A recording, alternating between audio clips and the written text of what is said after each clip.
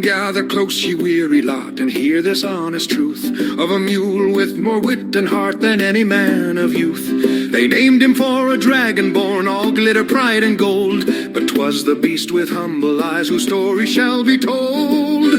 O Calyx Junior, steadfast and true, carry our burden, see us through, where men may falter in future and in past, with heart of oak and soul steadfast.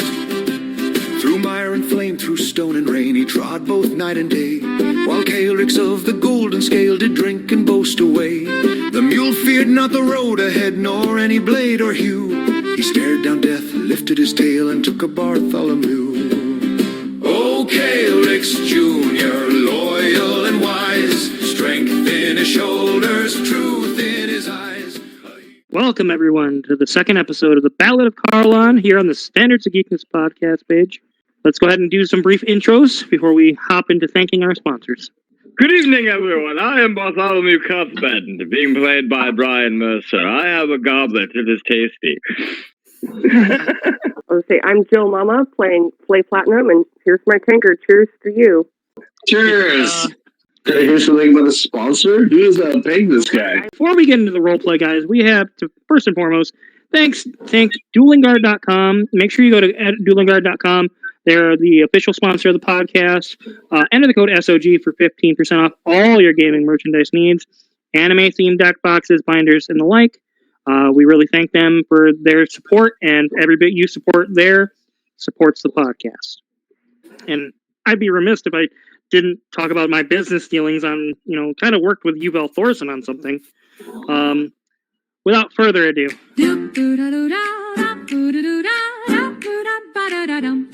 When your day's been long and your face feels brisk, sir, never forget to wipe your whiskers. A dab, a swipe, you're fresh and bright. Whiskers wipes make everything right. Thank you to the folks at Whiskers Brand Toilet Paper, now doing Whiskers Brand all Chris Yuval Thorson products. That's wonderful. I think we need more wiping of whiskers. Wipe twice. Swipe twice. Double tap. Twice.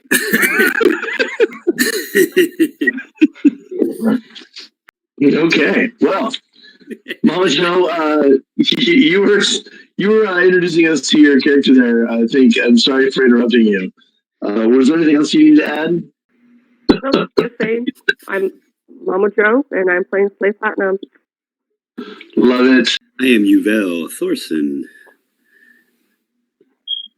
I am a sorcerer, dragonborn human. Toast. He doesn't have a real name. And all right. I am Evan Jones, aka playing Calyx Ironscale, the Dragonborn Artificer. And I think we would be remiss if we didn't give a special cheers to our wonderful mule, Junior. Junior. And we've got, of course, one other player who is not with us in person, but is with spirit, Mr. Colin Short. But he was last time with us as Warden Alden Adcock, a fighter of some kind, had a little magic, doesn't want to talk about his past much. Oren is a seafaring tiefling. He has been essentially a sailor his whole life until his boat was wrecked. Now he's kind of mainland, just trying to earn money, trying to find some adventures and some friends to help him get his own boat so he can get back out on the sea. And he's kind of willing to just kind of take on anything and everything. Nice, which we have seen in our first episode. Without further ado, I'll give us a little recap on that because we're in a perfect spot. The last time we were here, of course, you guys had a couple of rowboats out there in the open Pearl Strait, somewhere south of the Rye Coast. You were swept by the gales and the tides, and you've sailed from Port Hope towards Parrot Haven, hoping to find riches in the deep water. Midway through the day, you were attacked by eels while swimming. Oren managed to get a couple of pearls for you, but you need more. You were, he almost drowned, but you saved him. Also, there was some harrowing moments there, right? The team decided that with much of the day left in front of you, it was best to stay and try a little bit more to get what you needed. Basically, I'm going to have everybody roll to see how successful this little foray has been. We're going to do what I call the dives for the pearls. It's a little group event. Each player is going to, if you choose to dive, of course, you get to roll d20, and you get to add your strength and proficiency to it. You can also add your proficiency if you're a sailor background. So we add. If you have athletics or sailor background, you can add your proficiency to the roll. I got a nat 20, so +2. Ooh, look at you go! I got a 19 plus 3. Hold on, I gotta take some notes here. Hold on. This is great. So I got the 20 plus 2 and play. Dirty 20. Oh my gosh. Warren? Wow. I'm sorry? 15. 15 of them, huh? Okay. I also had 15. Wow, hot rolls tonight, guys. And I'll kick off for Alden here. Mr. Adcock. Boom. It looks like he gets a big 7. Okay, sorry, 10. 10. To roll a D8 plus 1. I rolled a dirty 8. I got a 7. Warren got a 4. 8, 7, 4, 5. Dirty 8 for me. Another 8. Okay.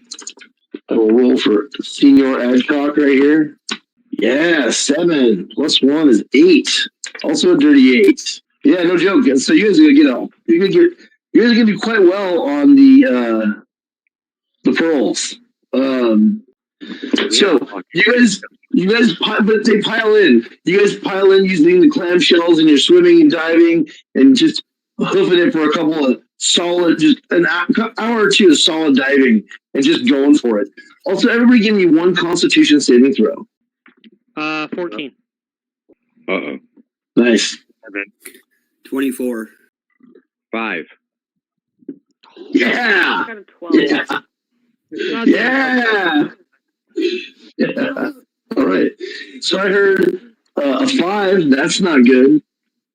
I heard a 12. That's not good enough. You're a little tired there. Did you say 7? Yeah. So Yvel and Keylorix, you're doing awesome. You're treading water. You're kicking butt. The Dragonborn are crushing. Okay. But the Tieflings and the human are kind of floundering a little bit, and you all get a point of exhaustion. And that's when you guys have to call it quits for diving for the day. Me too. You did get a point of exhaustion, yes. Okay, so with that, you guys have got a pile in these 2 boats of just like, what I say, I think 40. Flay. I know that you're a bit flighty and forgetful, but do we each need to have a specific pearl that we specifically brought up from the depth ourselves for this trial, for this quest that we're on, or is it just any pearl, any blight coin will do? I would say as long as you got at least one of the coins, it doesn't matter which one you brought. I think that would make sense to me. As long as you participated in the act and you got at least a coin, then you're fine. Doesn't matter which one. You understand that we're putting faith in you, that we're trusting you to guide us. And just an hour ago, I was in the water getting chomped up by bloodthirsty eels because you couldn't remember to tell me that they were down there. You couldn't remember to tell Orin they were down there. I mean, faith be damned, we've got the pearls, so really, what's the big deal? It's been 10 years since I last did this. I'm so sorry. I'm forgetful, like the average person. I'm understanding that you're forgetful. I'm just trying to clarify things before we go further. Diligence, people. Diligence is the answer. I could be diligently deep in a Okay. Alaska mead right now. So we have 40 pearls, 2 boxes. They can each only hold 24. So we fill one and put the rest in the other. yeah, I'm trying to understand where the math was not mathing there. I thought each box only held 12 pearls, and we were only able to take 24 with us. I thought they were. Oh, Okay. Well, we got 40, so okay, we'll take 24 and then launch the other ones back into the ocean, or we don't want it to dampen out our magic, or I would do we say want to keep them and trade them in town. Question That's is, right. okay, we don't want them to cancel out anybody's magic. Perhaps we can trade the remaining 16 in for these are Good to incredibly wear. heavy. How far to the closest town?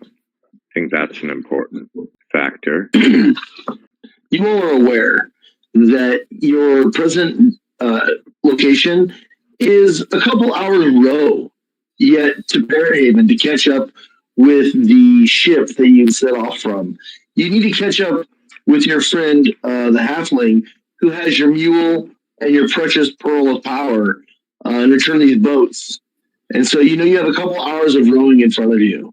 I think it is best that we take the finest 24 pearls from among our collection, and we head back towards Junior. I'm sure he is missing us greatly. Why don't we take a couple extra with us to give to the owner of the boat for and for carrying Junior? I'm not opposed to taking a couple extra. I guess how many do we want to take with us? A lot of gold, so we want the 2 boxes at least because we need to have some to trade for the salt. Okay, keep 24 and put 40. Put the other 16 back. I mean, really, do any of us use magic? Kind of. Yeah. I like to infuse things. I heard just a recap. Did I hear correctly that your intention is to keep the 24 pearls in the lead-lined boxes because they're safe, and then you have an additional 16 pearls? You're going to keep those or throw them back to the sea? There might be deliberations there. I like Yuvel's idea. I think it is nice to give to those less fortunate, like Kelrick's here.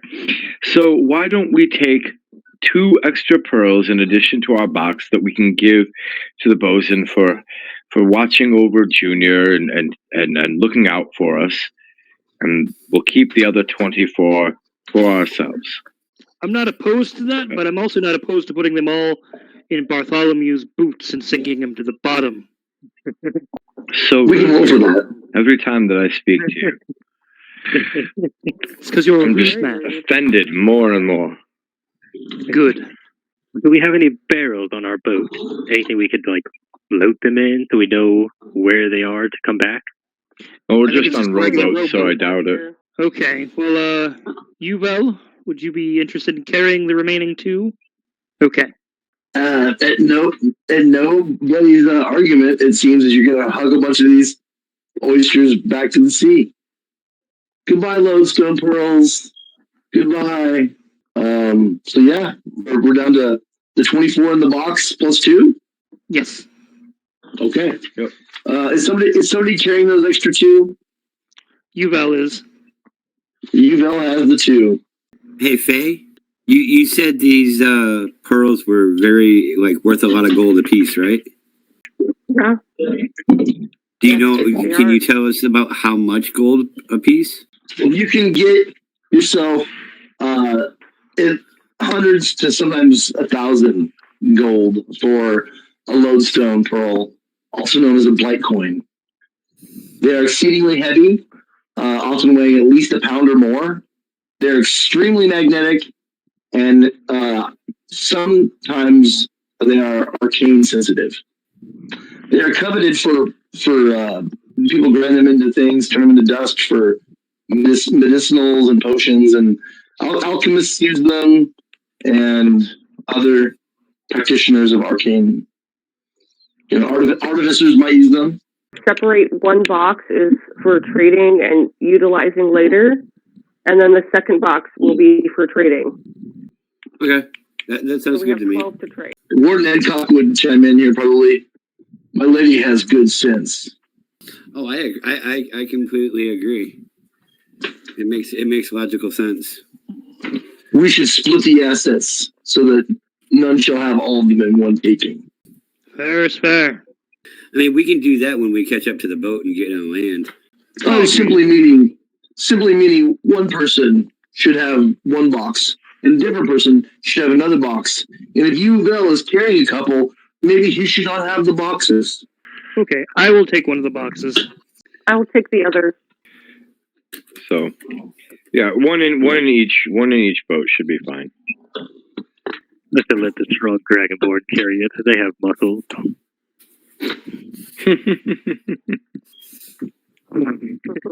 Hercules.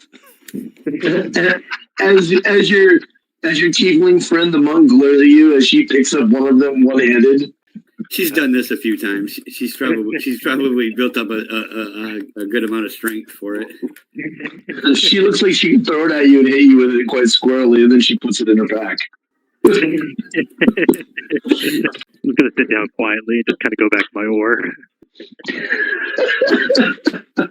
All right. So You let's keep this rolling. certainly have a way with the ladies. He has to get his whiskers wet every once in a while. Speaking of wet, should we hit the bar when we get home? Twice. Aye, a tavern sounds wonderful.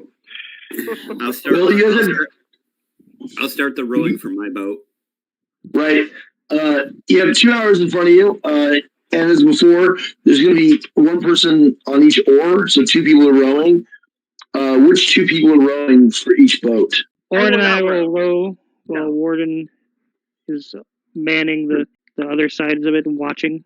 And then Yuvel and Flay rowing while Bartholomew plays with himself. I am doing a wonderful job of supervision, all right? I give guidance over on my boat. It's not my fault that your boat is all, oh, what are we going to do? I'm a ghost man. I'm a golden dragon. Over on my boat, we have clarity. We have direction. We have Flay singing a wonderful song. We have Yuvel managing to row while holding the pearls, juggling, and I'm here for moral support. The whole time, Warden Adcock is just sitting in the boat. Thank you very much. Right. And Warden Adcock is not talking. He's just using his black eyes, just glaring across the sea, trying to ignore all of you, waiting to start moving. He's like, hey, can we begin? So like I was saying, you started rolling down, towards Parrot Haven, making your way back towards the Star of the Horn to catch up with Bosun Harold the Halfling, and you're feeling it. It's a tough row. It's the wind's blowing you sideways. You're trying to stay on track. You guys are doing really good. You've all had the opportunity during your downtime to catch up with one another. And learn who is best at navigating, who is best at sailing, and who's best at the stars, and this and that. So what we're going to call a helm roll. A helm roll is where one person will get advantage because they have help from their peers, or 2 of you can roll and see what you get for your navigation. So basically, it's 2 people lead the party and rolling for the party, or 1 person has the advantage. Also, I forgot, because of the technical difficulties, to finish telling y'all what happened. So the one boat had no problem because the rolls were good enough. The other boat, Owen Saltong had some problems. If we remembered, I was going to get back to that. Owen, I didn't forget you, buddy. Okay, I go with two dice. That's 2 dice. For 2 dice. That's 2 dice. All right, sounds like the group prefers to have 2 rollers. So who's the 2 rollers? I can do it. One of them. I can roll the other. There it is. Oren, throw the other. Evan and What are we Oren. rolling? Well, before you roll, and before things happen here, hold on. I meant to tell you, Oren. You don't know it as your character, but this is just what's happening mechanically. You did really bad on your saving throw, and so you in fact did get exhaustion. Yeah, you're on the second point of exhaustion. So what happens at 2 points of exhaustion? The first level is disadvantage on your ability checks. The second is now your speed is halved. Oh, good. And just so you all know, if you get 6 points of exhaustion, you're dead. Yeah, and then with that, let's have the two people who are going to roll, Kaelrix and Oren, give me a survival check, please. This is a skill check. 23. Nice. There we go. That's what we're talking about. 22. Nice. My boys, So, my boys. You guys are on track. You guys actually, because you did so well, you don't have to add a second hour of travel to your travel time. You make great time.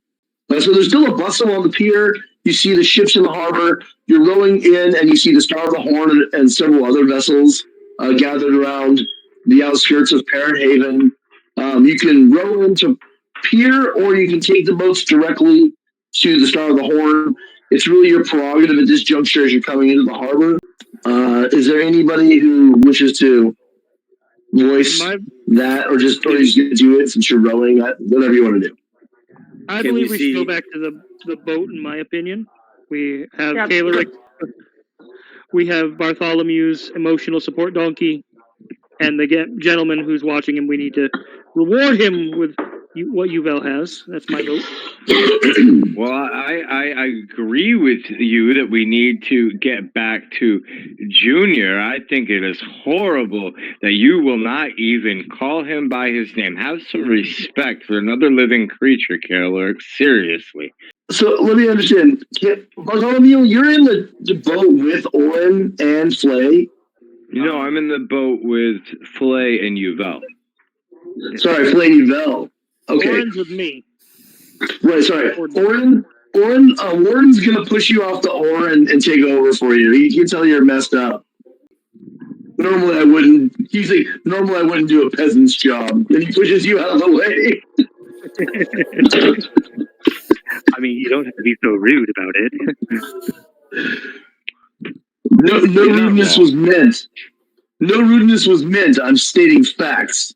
I feel like you called me a peasant. I'm glad you can hear well. You guys row your two rowboats up into the back to the Star of the Horn. Bosun Harold the Halfling sees you coming, of course. Bosun Harold is doing the old, as you guys are coming in. He's like, let's go! He's like, hey, you guys made it in! You guys made it in before dark! I can't believe it! Look at you! You got my boats back! I thought for sure it was going to be a fortune! Ah, you survived that, huh? We sure did. He goes down some rope ladders so you guys can climb inside. Everybody give me a dexterity saving throw.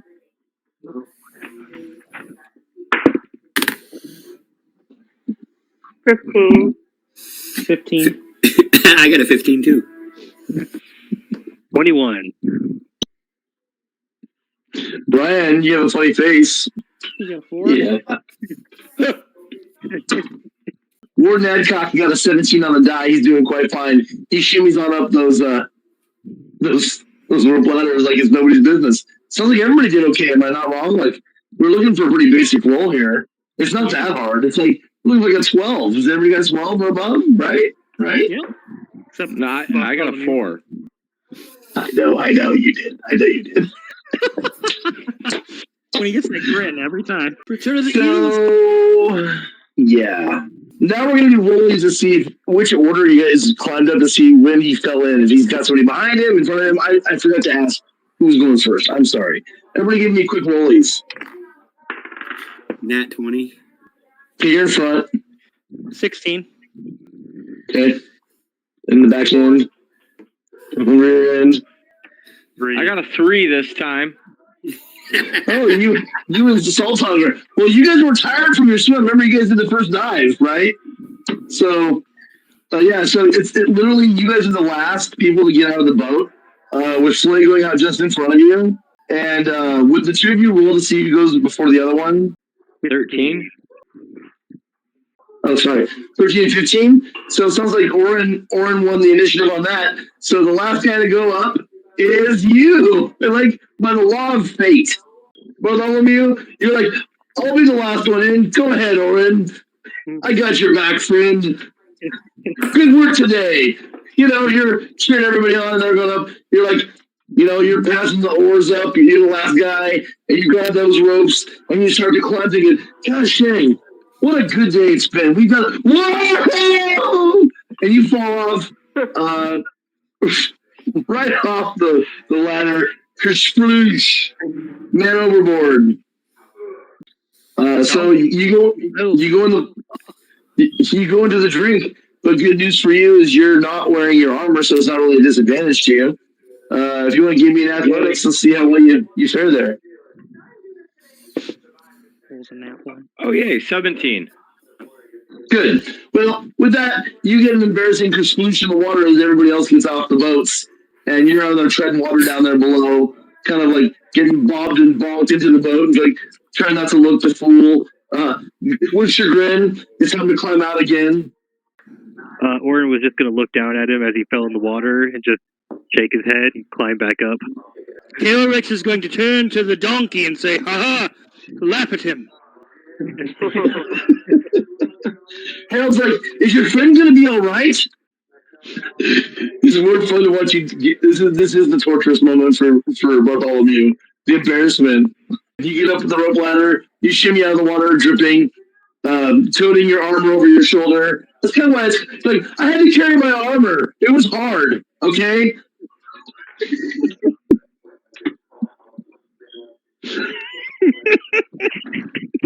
So funny. I stand there on the deck of the ship, soaking wet. I drop my armor at my feet. I look at Flay, and I say, "Hey, eyes up here."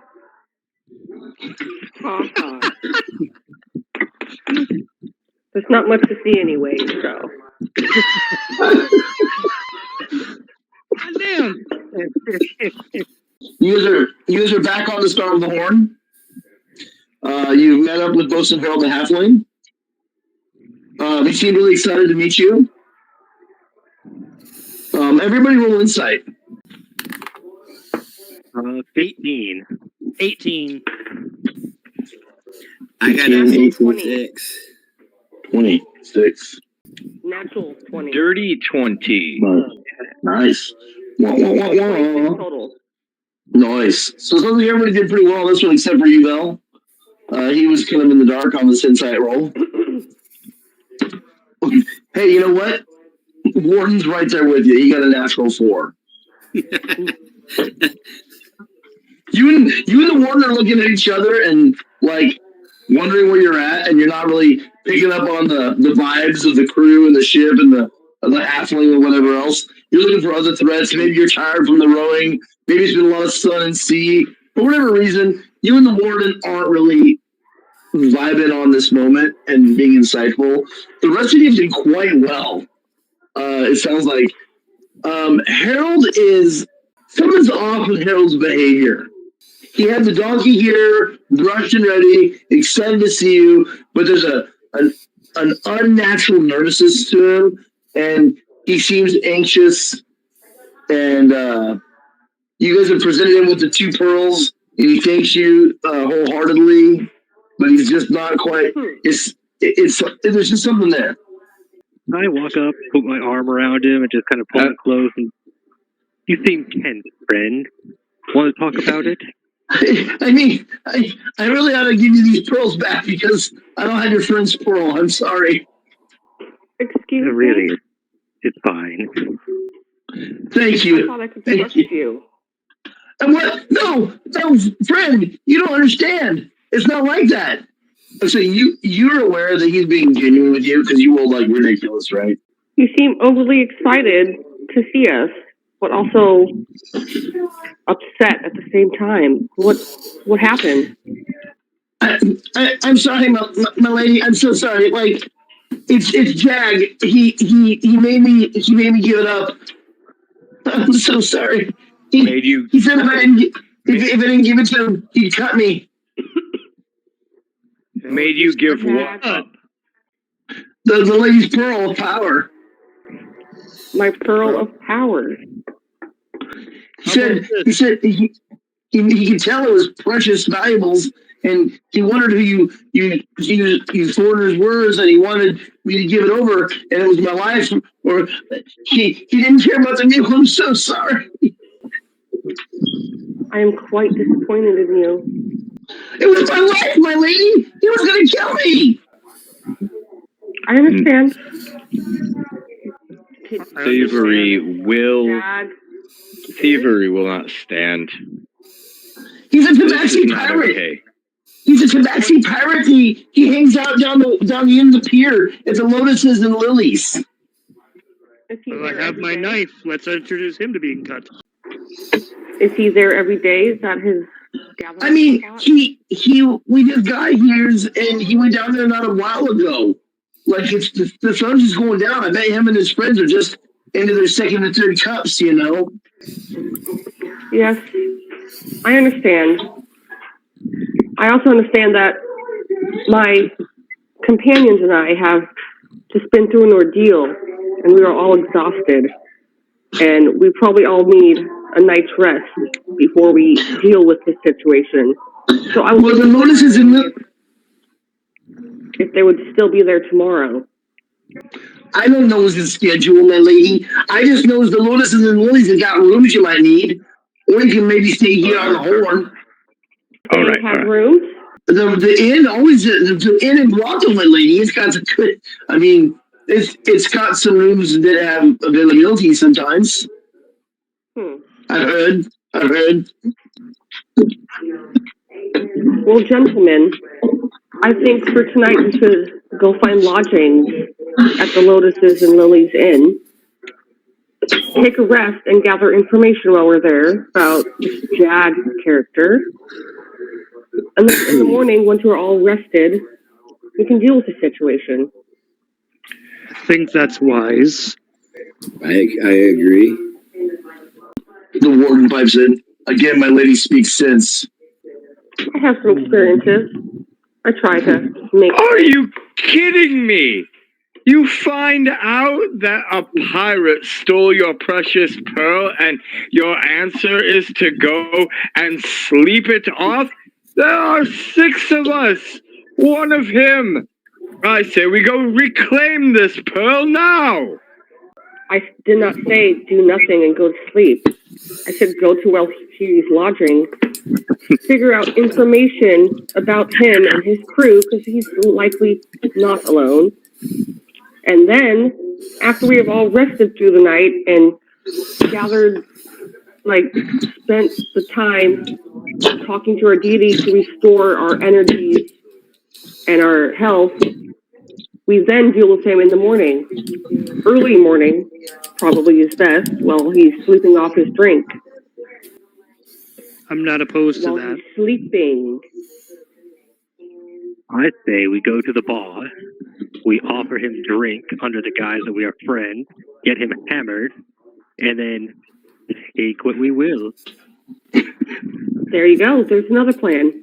Step 1, 2, 3. There's so many different avenues we can go down. I'm not opposed to getting him hammered, but, well, worst case, I guess we could hammer him. We get hammered with him. Oh, no. Hey, get out of here. Row your boat. All right. I believe very strongly in democracy, so I will go along with these. All right. So the lot of you, all 6, look at each other and think, who's going to stay with Kelrix? Warden volunteers to stay here and protect the mule and any other valuable possessions that you don't want in at the end. He'll stay here on the boat with the mule. I'll leave him with and he's going to keep an eye on Harold because Harold owes you that pearl back, and he's going to hold Harold hostage essentially. He's also going to help you, Bartholomew, to get your gear back on. He seems to know his way around armor. Good deal. I don't want to be naked. All right. Let's go to the bar. Off to the Lotuses and Lilies. Bounce to wow. There might be ladies there for you to swoon. Oh, it's swoon's the right word. Sure. So, as you guys are making your way, and lady, making your way down the pier, you find that there are a couple other taverns and gaming houses and smoke shacks and vendors of tools and other things along the pier. And as you get towards the end, where it seems that the buildings are just starting to get a little better and a little nicer, sits this 3-story, just crazy pink painted building with like bright white trim, and a sign that's gilded in silver and has what appears to be a lotus and a lily sitting on the painted sign. Very distinctive flowers. You make your way in, and there's a person playing a string bittern, and there's a singer, and a couple of very, very scantily dressed, I guess you can call them dancers. There's kind of like moving like ballet or performance art through the room, taking bribes to dance close on patrons and moving to the rhythm of the music and the beats. And people are smoking there's like a big section with cushions in the one corner that's raised a little bit, and they have a big, huge hookah-like pipe with these long tubes, and they're all sharing some sort of bubbling tobacco or hashish of some kind. The rail that people can sit at for lunch, it's a weird combination of like tavern and lounge with an wide open space in the center, which appears to be for dancing and frolicking and mixing about. And then there's a balcony that leads to rooms, and obviously a kitchen in the back. And there's servers moving about, males and females, also dressed in a whole wide range of what in most places would be ridiculous costumes. But here at the Lotuses and Lilies, apparently they can wear whatever they like, so long as it accentuates the parts they want to accentuate. With that, do y'all want a table? Do y'all want to find a place in the lounge where the hookah is being smoked? Do you want to dance and mingle in the middle? Find rooms right away? Spread out? After a long journey, some food is probably a good idea. Let's get a table and some food. I agree. Preferably one that's central, that we can watch the room from. No? That's the thing about this room. This room is designed that the center is open for the purpose of mingling and dancing. And you've got places where there's tables along the side, and there is a hookah lounge. Having been here before, Oren knows a thing or two. You've been here once or twice. It's a very popular gathering place. And you know that there is a private dining room you've heard of.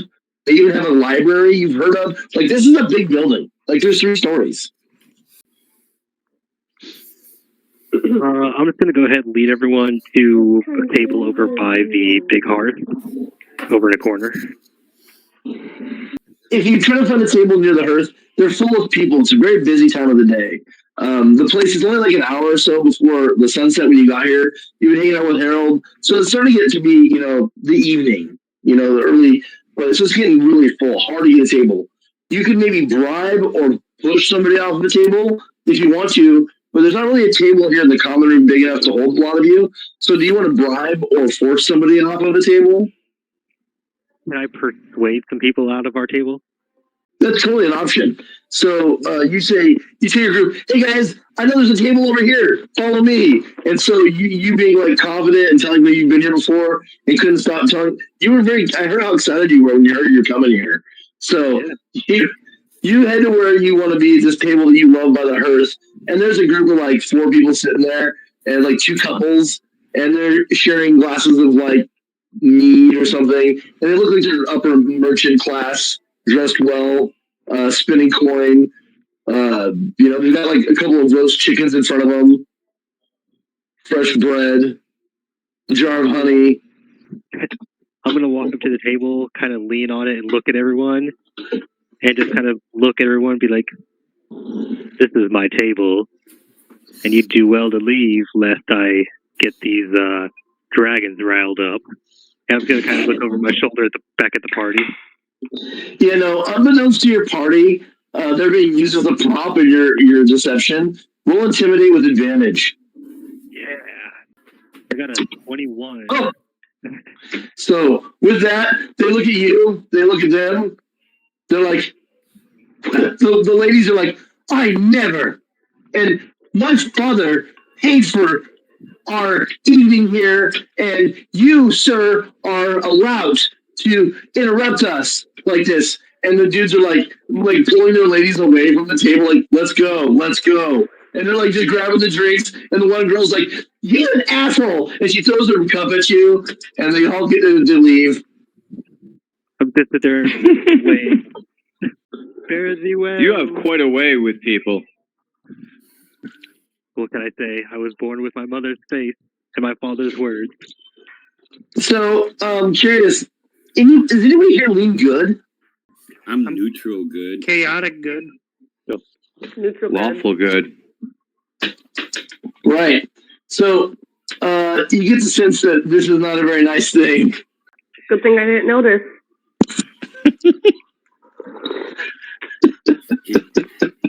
I noticed, and Oren, I have to say, that type of behavior it's not acceptable. It's not becoming of a gentleman. However, I am happy to have a seat. So in this instance, I will forgive you. Well, thank you. It's been a day. In places like these, formalities and honor go out the window, just like last week's rat. I'd like to look around and see if I can find a bard. You have time to sit down and order food and drinks and all that kind of thing. You guys are served. Are you guys going to spend money here, or just going to loiter? What's the plan? I'm going to order a round of drink. And I'll order some food. I'll order some food. I'm going to get some food because I'm hungry. One of the serving lads comes to the table. He looks you over. He goes, "Didn't they have other people here?" They left. Oh, do you want me to take these chickens out of the way? No, leave them. They're still Yeah. good. We'll eat them. Oh, in that case, fine. Enjoy. Wonderful. Can I get you a round of drinks, please? Let me know what you'd like. A flagon of mead for all of us, please. A flagon of mead, of course.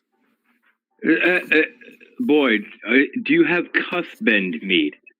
My family owns a vineyard, you see. We make the finest mead in the land. As a matter of fact, I do think we keep a cask or two of it. It is a select vintage. I am impressed, sir. I'm just going to read it. Most are. Husband, I am not made of money. Ease it back. You may not be made of money, but I am. So, what I didn't recognize your retinue, Malige. Did you require me to bring a cask tapped for you and your men? Yes. Bring us your finest wine. Your finest. Oh, I thought you wanted the. Yeah. Oh, I'm sorry. You was had confused. better watch your mouth, boy, if you do not think that Cuthbend mead is the finest in the land. Oh, it is a fine, one of the most impeccable vintages, but it's certainly not wine. I was misunderstanding. Wine, mead, I get confused so easily. I will have the mead delivered most presently, good sir. Adieu. And he scurries away. After he leaves, I look at Kaelrix. if we're trying to attract attention, maybe it is better that we look like we have money to spend. Well, I'm aware. All of my actions aren't as frivolous as you may think they are. I actually have some sense about me, something that you on a regular basis have shown not to have. You look down I'm gonna get up from the table and nose and look down blah upon me. blah blah. See, blah blah blah. I'm gonna go find. I will go nom, I'm nom, gonna go nom, find a bard. grass. All right. So, would you roll me an investigation? That will be a 17 on my investigation. You inquire a couple of the performers if they are bards or know of a bard. And by the third person you speak to, they're like, "Oh, do I know a bard?" They'll be down in a little while. They're busy upstairs right now. And with that, the sultry young boy, he giggles and he wanders away. He's like, "I'll let them know that you're looking for them." All right. So while he's cavorting about and mingling and doing what he's doing, the rest of you get served the mead that he ordered while he is moving about. The young man who initially asked if you'd all want drinks, of course, is pouring and has somebody go look for Bartholomew to deliver him a glass. And then says, "Of course, this was the gentleman's order for a round for all of you, but I would be happy to get the rest of you a different beverage of choice or provisions, provender, food." I'll take some bread and honey. "Oh yes, we'll have a fresh crock of honey brought to you. This is disgusting. I'll take it away." Thank you. Oh, I was finished with that. "Oh, I'm sorry, sir. That is for you. I misunderstood." Yes, there's no food like free food. Thank you. "Oh, do you want me to leave all of this then?" It was here at the table. We will take it. You've already pulled the 2 chickens, the 2 loaves of bread, everything that was on the table. You've already pulled it towards yourself, and you're like, "What?" He will have that food. We can get a round of fresh fruit for the rest of us. Yes. Please. So, did you have a purpose already? The kitchen serves many, many tastes. Warren is going to stand up and push the kid out of the way and grab one of the tankards of mead. And I'd like to raise a toast. And he's going to pull out a piece of crumpled paper that he kind of doodled on while the warden was busy rowing. Yeah, you've already the 2 glasses that were left on the table. You've already killed those. Yeah. So he's going to grab that fresh tankard of mead. He's going to hold it up high. He's going to say toast. And I'm no bard, and this is no poem, but my words are crass, and you lot saved my ass. So I'll buy us a drink and raise a mug to you all, to glory for one and one for all. And then he's just going to start downing it. Yeah. Cheers. Yeah. I come back to the table and did you drink my wine? Did you drink my mead? I think you heard the last couple of moments of that. Let's see if you heard it or not. Only perception. Dirty 20. Yeah, you actually. They probably didn't even see that you were within earshot when they started singing it, but you heard them saying, "I wrote this for y'all," and you see the kid stumble that was holding the mead, and they're tapping the flask, and he says a poem, and you're like, "Hey, did you drink it all?" And they're like, "Oh no, sir. Here, there's another glass for you. There's a cask here." Look. As you're trying your first glass of mead, Bartholomew, Oren is already sidled around the table and is standing shoulder to shoulder with you, expecting another glass of mead.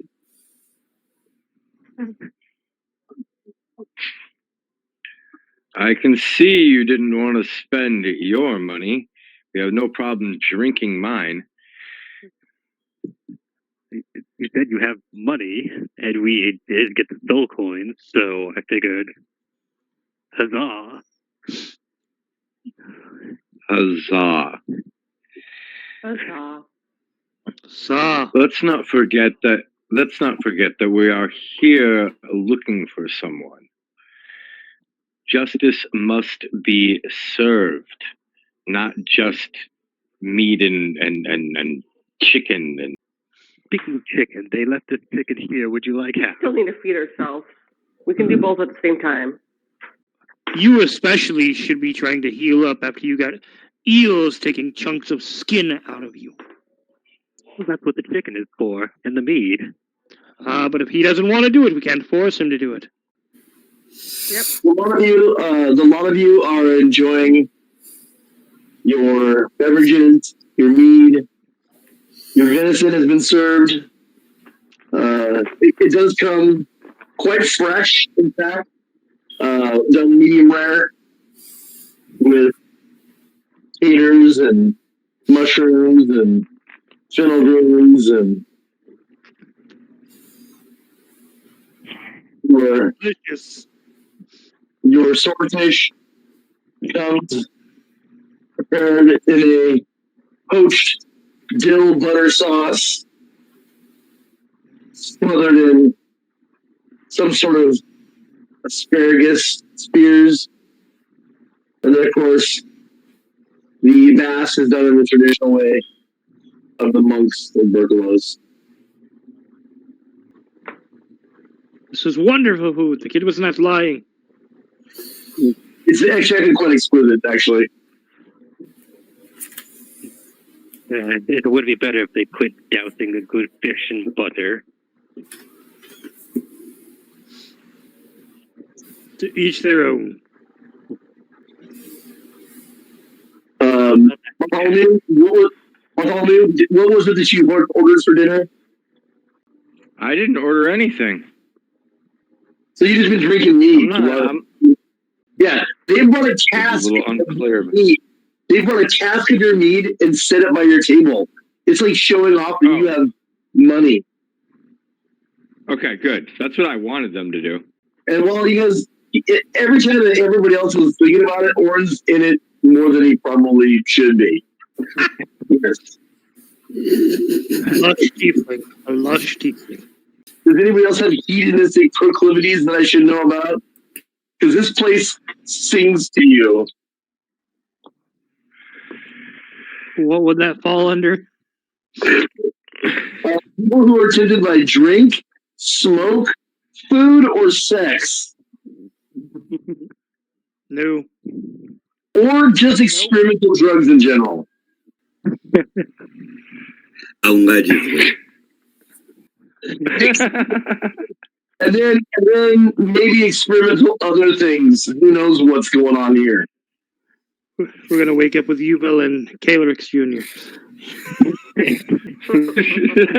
What happens at the Lily and Lotus stays the Lily and Lotus, all right? Are there any female dragonborns around? Of course. Give me an investigation, my good friend. Investigation. 13. Hey, everyone gets to play their own D&D game, okay? I'm here to serve. Well, you're serving something, all right. You know what is really amazing is they actually have one of these scantily clad serving people here who's a dragonborn. Happens to be a young man, but he is fine. I'll tell you what, like he is something else. He looks like he's your type, Yuval. No, I'm looking for a female. Oh, well, in that case, you think there might be somebody who has like draconic ancestry, like a human lady over there, but maybe you're not sure. I look her way to see if she notices me. And is she alone? Yeah, with what you noticed that she's in the hookah lounge. She might be there with a friend. She's talking to several people there in the hookah lounge. You're at your table with the people, so we're gonna move on from that. You got a taste. Unless you're gonna get up and lead the people. We have a mission. No, not yet. Not yet. I'm gonna stick with my people. Okay, so Oren, would you give me a Constitution saving throw? Oh yeah. Of course.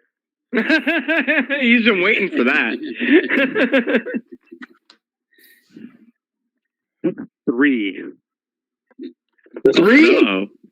3. All right. Oren, you have your third point of exhaustion. Right. You're And- halfway dead. And you're considered intoxicated. Of course. Just been knocking them back like boots. So, old school D&D allows that when intoxicated, you have no fear. You have no what? No fear. No fear. You can't be made afraid. Even better. Oh Lord. But a lot of your things are disadvantage, and also because you have 3 points of exhaustion, like everything has disadvantage. Your attack, your saving throws, skill checks. You're moving at half speed. You're slurring your words. You're having a good time. I mean, I'm still feeling pretty good about myself. So, I mean, I'm let me preface you're fearless now. yeah. Okay. Oh boy.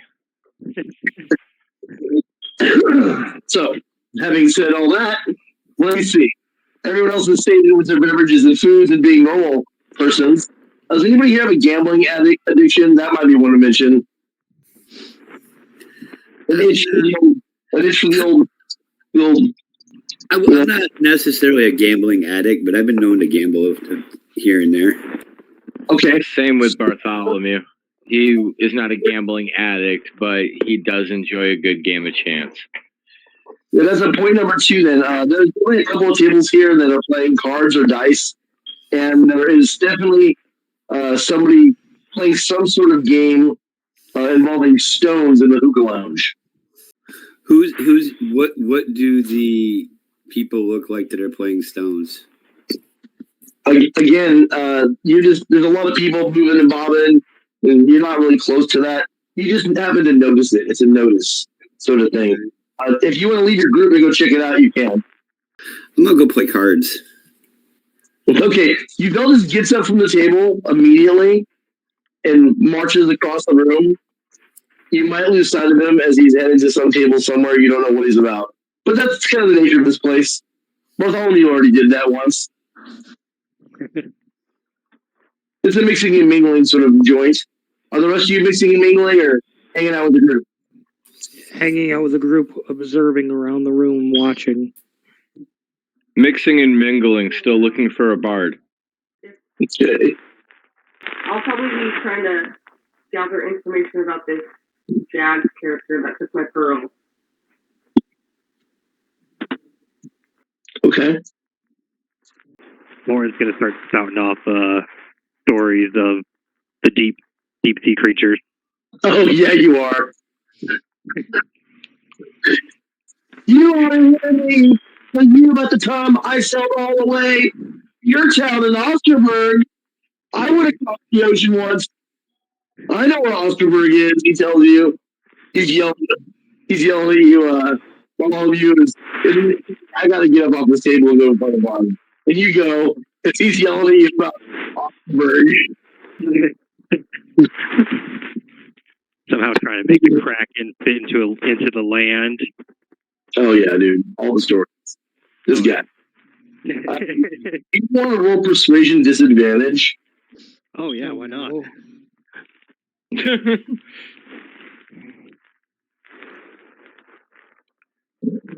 That's still good. That's a dirty 20. What? You think there's a reason that Oren might be drinking like this? He stopped getting Kraken, then it was real. Drunk dice food. You know there's a reason he is the weirdo he is. He survived a horrific incident, and he lived to tell the tale.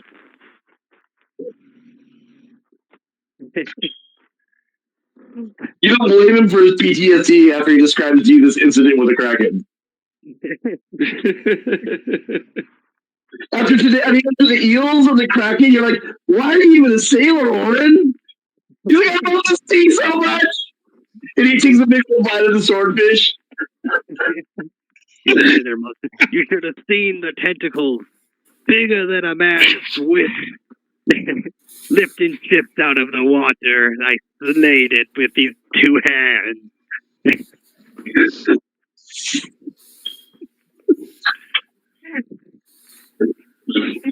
Bartholomew knows a few things about tentacles.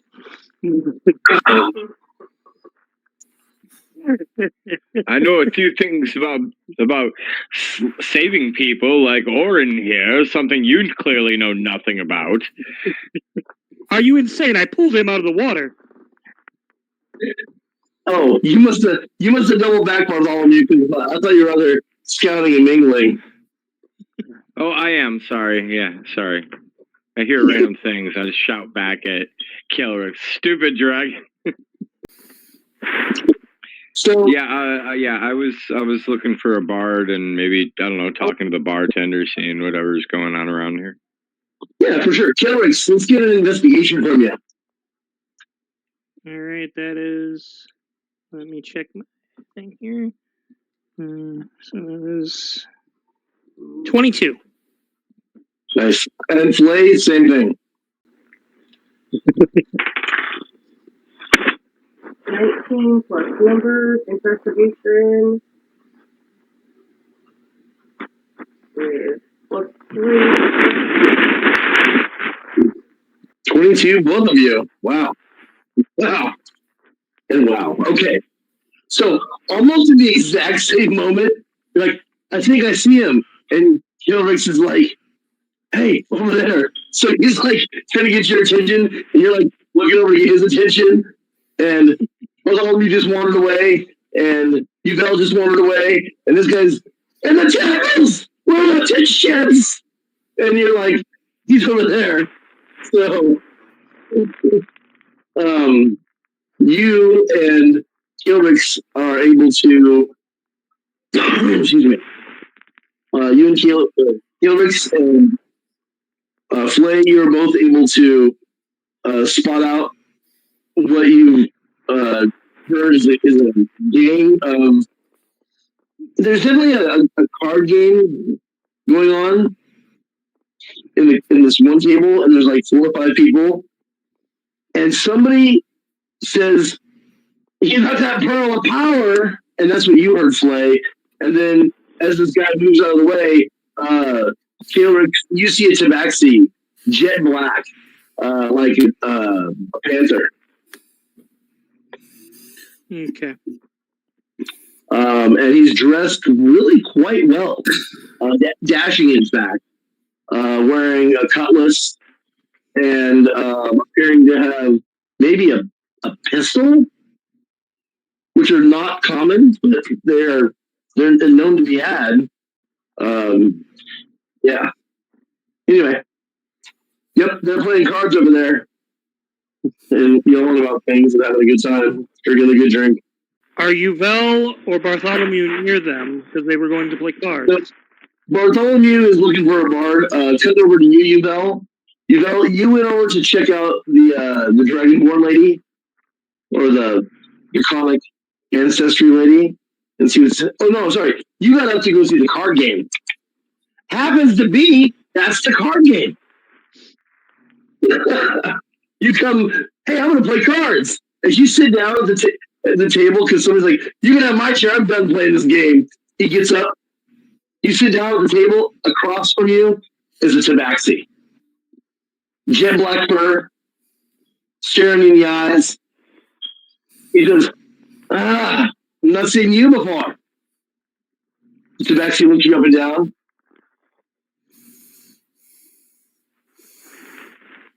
What be your name? Winner.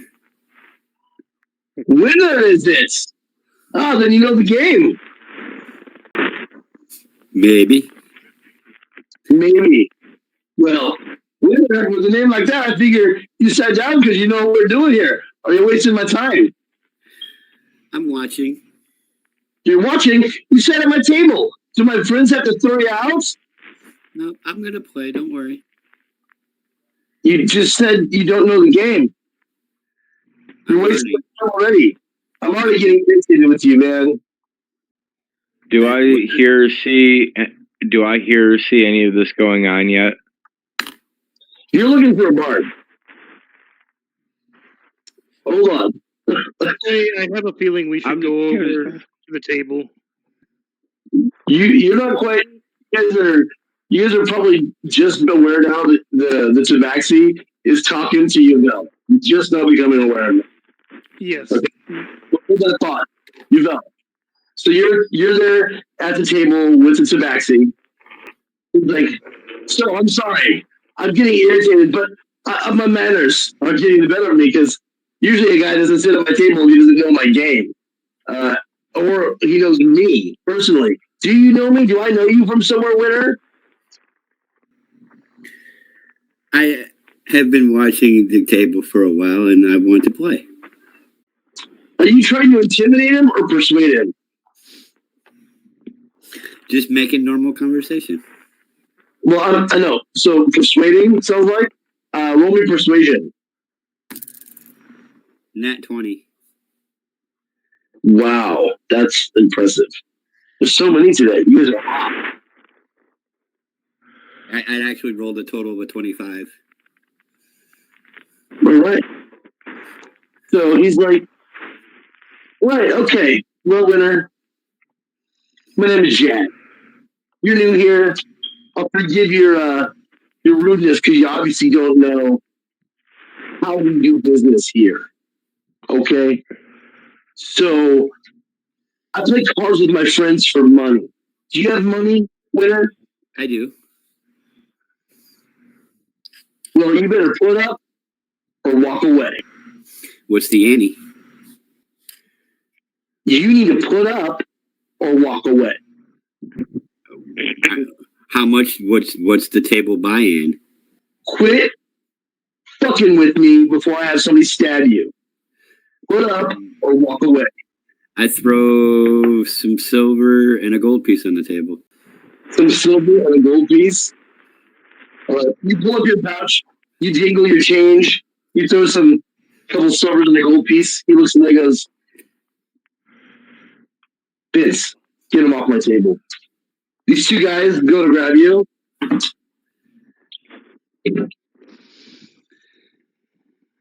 You're never going to dodge a 20, I don't think. No, I'm not going to dodge a 20. Right. So the one guy goes to grab you, but he misses. And the other guy grapples you. It's kind of funny. They're kind of, there's like there's two of them. And you're like, oh, what? And they like pull you off the chair. They start dragging you. And they summarily have you, they take you out of the street. Guys, they're watching as two guys lift you, Vel, and literally start dragging them out the front door. Okay, Flay, we're going to head over there and help him out. Yes, we are. All right. Bartholomew, now you get to roll that perception. Perception is. It's a ruckus. You can roll this with advantage because you're trying to surveil the room, right? Yeah. Yeah, I'm gonna let you have advantage on. Okay, so then with advantage, 14, so 18. That is nice. Yeah, you're surveilling the room, but you do have an eye on your friends, right? You're not intoxicated, so. I see you as like moving about, trying to do your thing, keep an eye on them, look away, look about, do your thing, check on them. You're like, where did you Vel go? What's up? That crazy bastard's still yelling about tentacles over there. You know what I mean? Okay, then all of a sudden, you know they're being carted out of the room by these guys. And he rolled an 18. You do notice also that that Flay and Keelricks have gotten out of their chairs and seem to be following. You can choose to help or not help. Oren, if you choose to help, I would have you roll perception first, though. Disadvantage.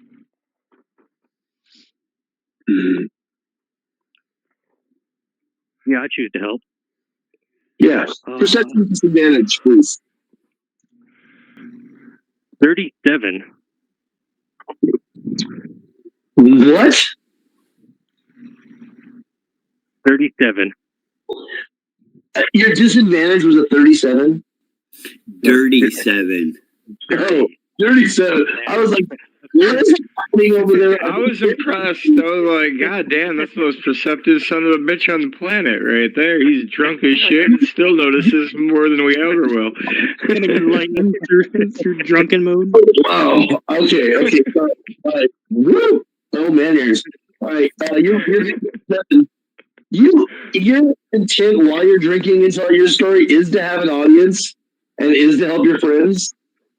But you start like talking to people who are around your table that aren't your friends that you're making friends with right now. Whether they want to be or know it, they are. Yep. They don't happen to be the people you came in with.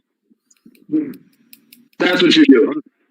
I'm just making friends with everyone at the bar. You're offering that cask of beer to whoever's around the table too. Did you want some? Come on, Daddy. You're bringing a piece of beer, and you're telling them, did you know there's cracking in that horn sea out there?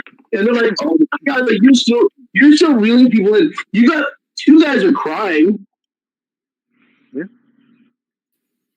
You were like crazy on that story. You got other people listening to your story. I figured that cask is on my shoulder. I'm walking around pouring drinks as I tell the story. Oh, no, it's a barrel, bro. No, it's a big one. Oh, the big. Yeah, no, it's a proper pony keg over here. Not yet. Now, to be fair, it is largely, half consumed. You could probably carry it if you wanted. I am not strong. Yeah, well, if you said you want to take it somewhere, you might do that. Anyway, we'll come back to you. You're thinking about taking that cake somewhere. I Right.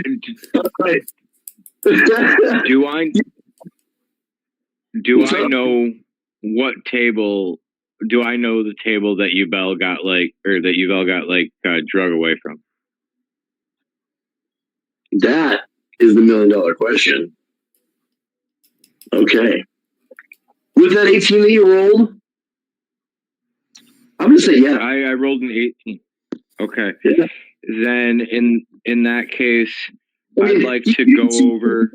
Your eyes kind of went back to where the commotion was at, and you see this guy like going like this, and there's the tabaxi. You've been looking for him all night. I'd like to walk over to the empty chair. All right, we're gonna come back to you. All right, cutscene. Yubel. Oh, where'd he go? There he is. Yubel, you're being drug out. If you'd like to resist before they eat you outside, here's your chance. Disadvantage. 2 guys holding you by the arms. Ooh.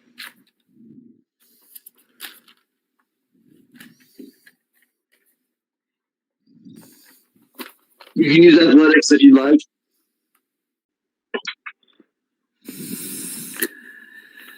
A 13 and a 10. So 10. Oh, and you said athletics? So 12. Or right. 13. My 10 became to 13. Still though, they've got you a pretty good purchase on you. You managed to get like one arm free from like one guy for half a second, and they quickly grab you up. You know what I mean? Like that's why there's 2 of them doing their work. They could tell that you were a squirrely one to begin with. They just felt it. They knew. So summarily drag you out to the street and proceed to start beating on you. Beating on me? Yeah. The first guy rolled not so good, probably. Does a 12 hit? No, it does not. So he like, what's your AC? 14. All right. he goes to, but he doesn't really take into account your whole natural scale body thing going on. Doesn't work well for him. The other guy brings in his dagger. He was told to stick you. This guy must be Vic or whatever his name was. He rolls even worse. His dagger goes to the side. So they're proceeding to try to beat you, but all they've got is you grappled. All right. With that, I'm going to have the rest of you roll initiative.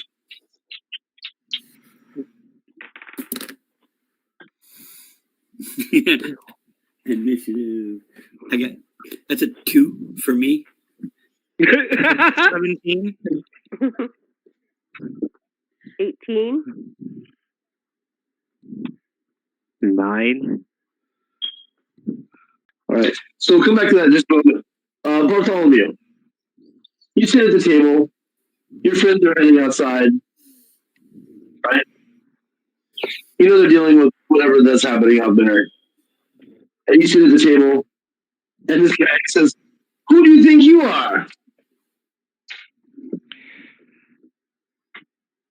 Me?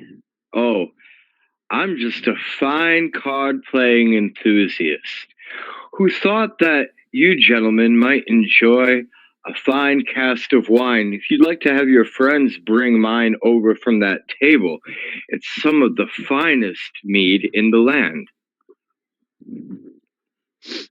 We're all friends here, right?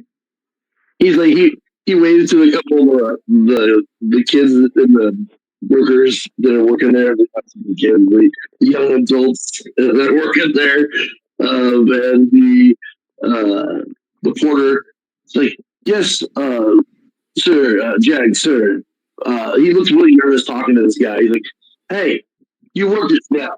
This guy here says that mead. He says that's mine now. He says we can have it over here. So bring it over here. Set it up. Make it happen. Yes, sir. Hey, you got a Jag, sir. It's Captain Jag to you. Don't forget it. So what did you want? Some cards? You said you saw me playing with my friends. You thought you could come over here and play cards with me? I never met you before. I've never met you before, but now that we are drinking together, I know your name is Jag, my name is Bartholomew, and I think this is a fine time to become acquainted. And I pull out a bag of coins and drop the bag of coins on the table. He was going to be like, hey, and he stops and he sees the coins at the table. He's like, I'd prefer if you call me Captain Jag, please, sir. Captain Jag, it would be my pleasure. And I'm sorry, it was Lord Bartholomew, is that right? Sir Bartholomew Cuthbert III. Sir Cuthbert Bartholomew. But do you prefer the third, the whole thing? My dear Captain, here at your table, you may call me Bartholomew, you may call me Sir, you may call me Bert, even if you wish. Bert? Bert it is. I like Bert. Bert, if you're Bert, I'm Jag. I already like you. He picks up his coin and goes, so we're playing. He's like, so is this your bet? What is your game, Captain? Oh, well, we're playing cards. If you want to play cards, you got it. 3-dragon ante, then, gentlemen. Oh, one of my favorites. I'll match your ante. What's in the purse? Let's start small. And I drop 3 gold coins as an ante. Come on now. You just showed me you got all these coins and you're going to put change on the table? I said an ante, and I said I like to start small. I still have yet to see your coins, my good captain. He's like, I'm not playing for change. If you're playing my game at my table, this is how we play. He brings out 3 blight coins. Oh, for blight coins. How marvelous. All right. The ante is for 3 blight coins, then. Let it be so. All right. I'll come back to you. All right. So a lot of you are dealing with what appears to be your friend getting jumped in the street. One guy's using a smith, the other guy's got a knife. They're each holding him with the other arm, and they're working him. As you come out the door, I don't care who leads who. What's the order of operations as you come out the front door? I'll come out first. All right. Is that how we're doing it? Sure. Flay says no problem. So Flay gets in behind. Kilrich is in front. Oren is making friends. Stumbling out the back. So as you come out, your friend is about 20 feet from the front door. There are people in the pier standing about, not helping. Makes sense. Yeah, and we rolled initiative, so as you come out, you're basically engaged in a situation where these people are 20 feet in front of you, holding your newfound ally. What would you like to do? Since I have the infused light crossbow, let's go ahead and start off with that. And then, what do I... So, 16? So, yep, you're going to roll, but the unfortunate thing is that because they're in a melee, it's a disadvantage. So, oh, okay, I forgot about that. You can roll a 20 again and just tell me which one's worse.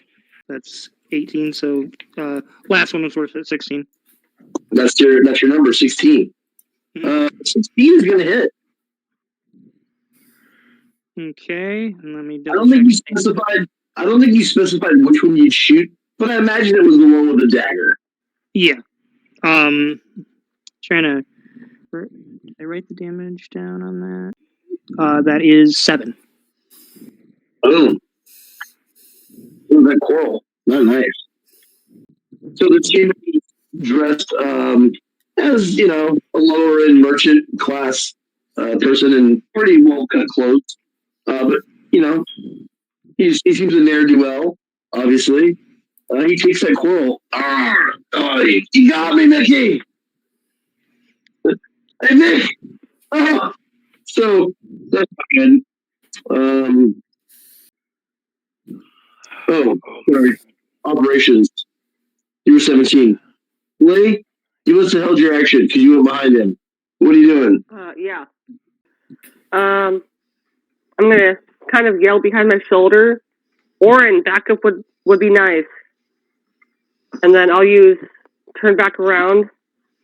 And you said they're about 20 feet away? Yep. I'll use Told the Dead on the one that he hit. Right. Ooh, I rolled poorly. Natural 4. Ooh. That sucks for you, so you get 12 points of damage. Oh, gosh. Everybody, well, with that, the guy who you did say with the quarrel, like right behind you, what do you say exactly? How does that look? Would you describe your Told the Dead? So it is verbal, so I'll be like, platinum sound, harm this soul. That's what I'll say. The platinum sound harms the soul. And it's you hear the sound of like a cathedral bell. Boom, where this guy is at. And he falls dead. Yeah. How does the other guy react to his friend falling dead? As the second assailant falls limp, your one hand goes free, Yvel. Oren, would you roll your perception disadvantage? Oh, yeah. Roll it drunk. 8. You might have heard that lady you were hanging out with earlier say your name, but you turned and she's not there, so you must have just been hearing something. I mean, there's stories to be told, so the crowd was obviously really loving it. But also, this Kraken became 500 feet tall and now has the face of a trap. So, you're not sure when it happened, but somebody stole your mead, the big barrel of mead. Oh, that. Yeah, and you want to know where it's at. Can I roll perception for that? See where it went? You know what? I will let you really roll perception for that. Yeah. You still got disadvantage. You got disadvantage on everything. I mean, that's okay. That's still a 17. Hey. You see, Hey.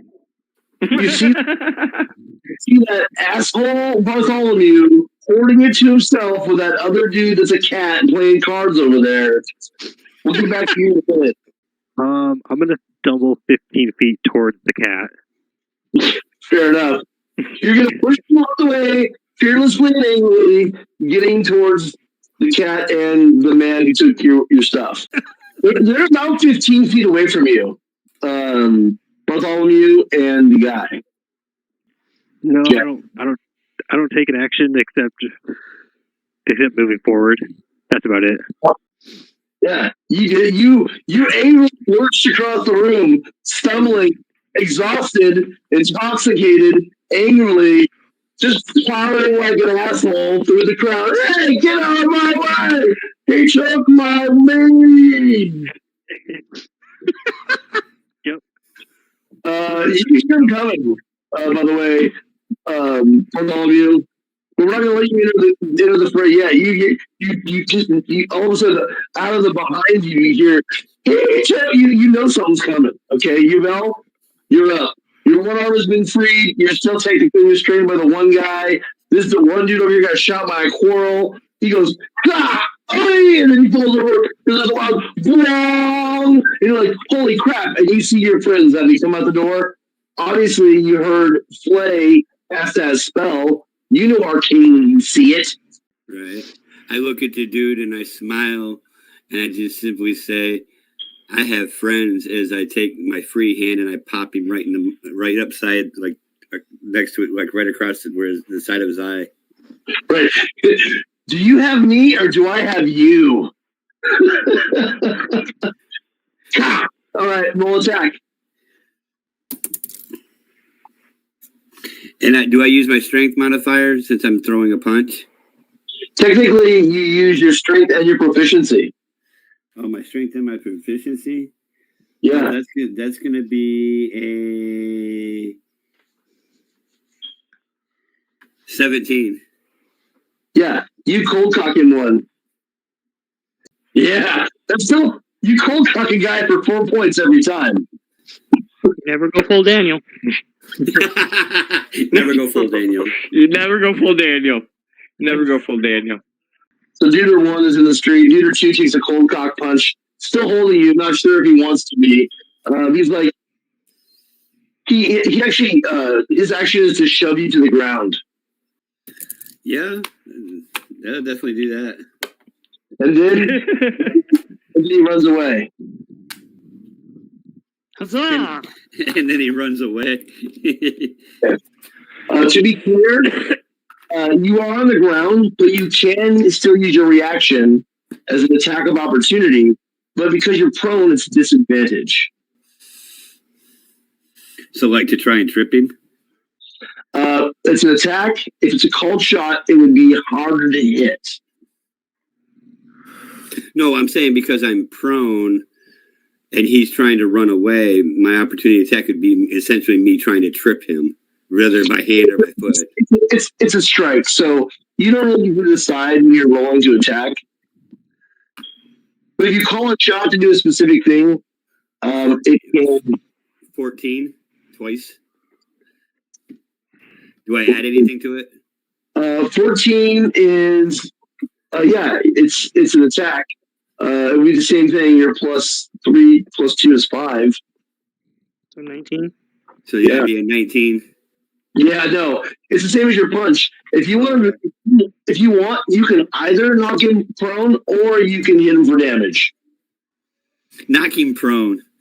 All right, so he goes to run away. And you're like, "What the fuck do you do?" And boom, now he's prone too.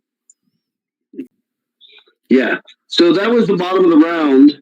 At the bottom of the round, we're going to let you roll your initiative, Brian. Bartholomew, to see where in this initiative order you go.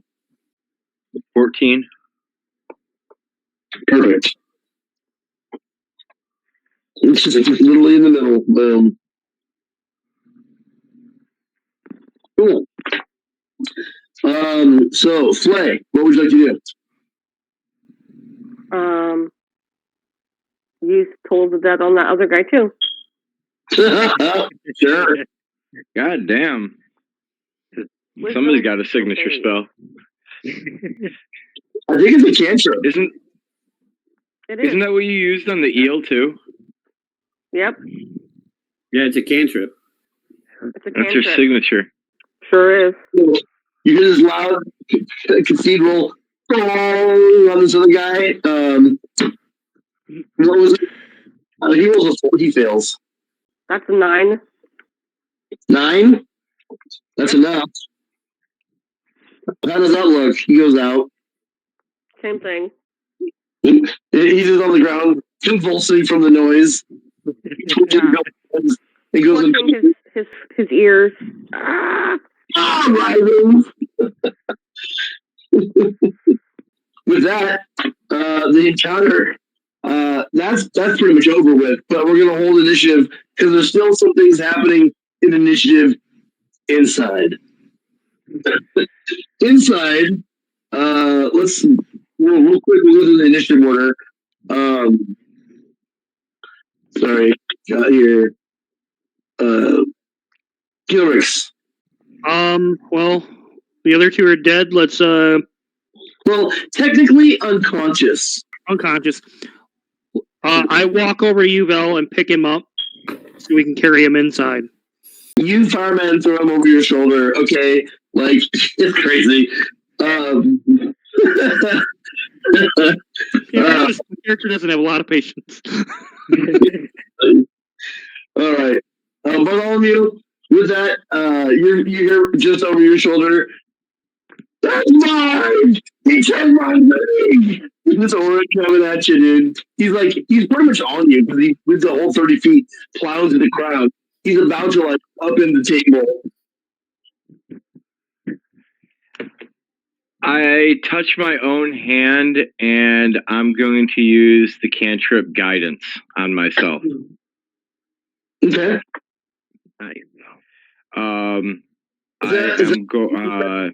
An action. So it's going.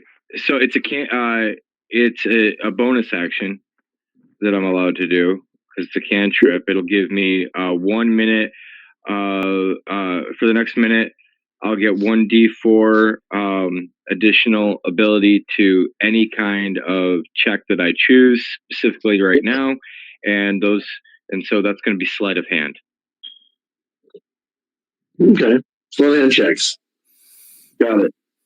I am going to pretend that I don't notice Orin, and I start dealing cards. Okay. Deception. 19, baby. Yeah. Dirty 19, but 19. Okay, got it. Check. So you start dealing the cards. All right, let's see your turn. Orin, who are you the most angry at? Or are you more interested in what they're doing? I'm really just kind of angry at the two guys dragging the cask of meat away. Yeah, they pretty much already set that up. Yeah. You missed that part. You only know that it's sitting here at the table where these two assholes are playing cards ignoring you. I'm going to walk up and kick the table. Of course you are. Oh, no. Would you roll for that, please? Yeah. Disadvantage. I hope you fail at kicking the table. I'm sorry. So that's terrible to say. Am I just rolling like a straight number to kick it, or? Yeah, you're attacking. So your foot, right? Attacking the table. You can use. I mean, you are proficient, and so it'd be strength and proficiency. So yeah. That's gonna make it still a 9. Yeah. Works this foot. Oren comes over to kick the table. He stumbles. He bumps into it. He like lurches into the table with his hands, having missed it while trying to kick it, and then he like knocks everything, like the drinks and stuff over. You know, classic stumble lurch drunk guy kind of thing. So that's his turn. That's it. Oh, I mean, yeah, your movement, technically, you could do something for movement. I was gonna kind of fall back in a dramatic fashion. On the ground? Yeah. Okay. You made yourself prone? Yeah. Are you gonna roll performance disadvantage? Oh, absolutely. Okay. You got a little blue pill for This that. is going wonderfully. Love it.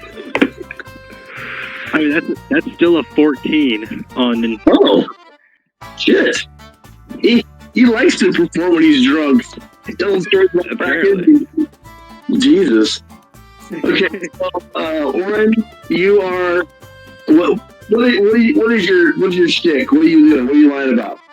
He's pretty much going to claim that one of the guys tripped him and that he's in pain now. So he's going to grab his wrist and start rolling around, screaming about the pain. Got it.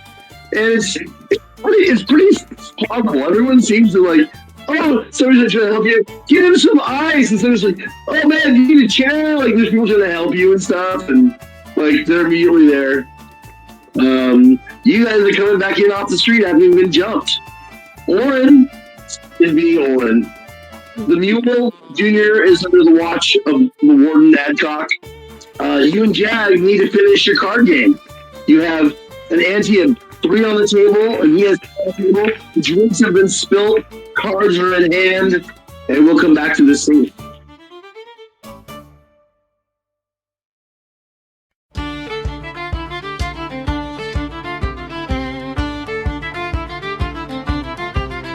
Oh, you've walked into the Lotus one night, slick scales shining, thinking he's bright. Told the pirate name's Winner, that's me, but didn't know the game or the entry fee. Yag the Pantaperd, we play for blight coins, while Yvel drops silver, the cheapest he had. The room went still, then the laughter roared as Jag unsheathed his claws and swore. Oh, winner, you loser, you clueless drake, your mouth writes checks, your purse can't stake. They tossed him out into the street, face down, tail up, and singed from heat. He begged just yes and no harm meant mate, but Jag just growled too little, too late. The crew dragged him out